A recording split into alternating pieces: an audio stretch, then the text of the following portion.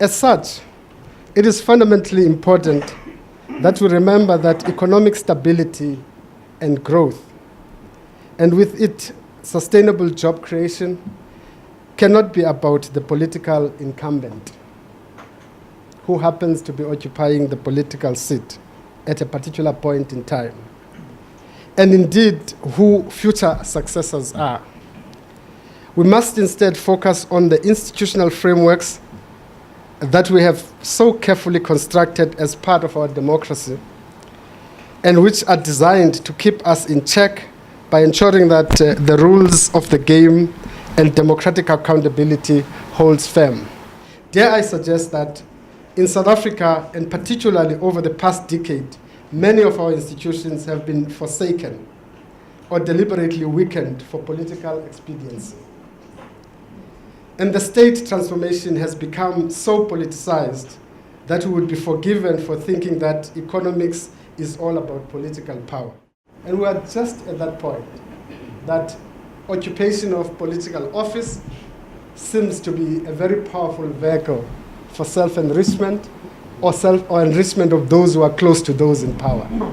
But let us not fall into the trap of thinking about economics as like political power, because then transformation will be seen as a zero-sum game, where only those who are in charge and those in turn they favor will prosper. Economic development is not and should never be a zero-sum game. Indeed, let us vigorously guard against the politicization of our economy, where empowerment becomes about replacing one group of beneficiaries or business partners with another.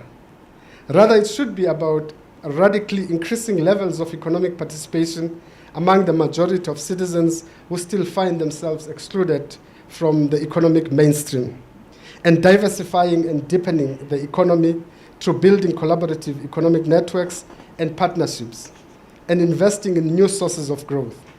Indeed, this will require exceptional leadership.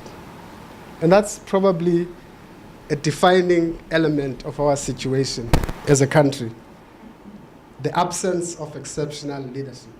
A leadership that's able to rise above where they come from and understand that there is a national agenda at hand, a leadership that is able to see what lies ahead of the country and understand the context within which we're steering our development as a country.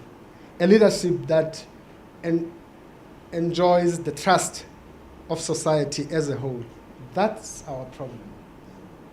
And I think whether we can try to escape this issue, it is something that will stare us in the face all the time until we confront it. So we need bold and far-reaching initiatives that will create and reinforce linkages between large and small enterprises. Training opportunities, access to markets, mobility and skills development, and national focus on inclusivity in our country. I believe that the majority of these jobs will not come from large formal enterprises, but rather from small, medium enterprises. Firstly, the macro structure of our economy. Again, those who are going to talk about the political economy might talk about this issue. It determines the success or otherwise of our SMMEs. Secondly, our education and training outcomes have constrained SMME growth.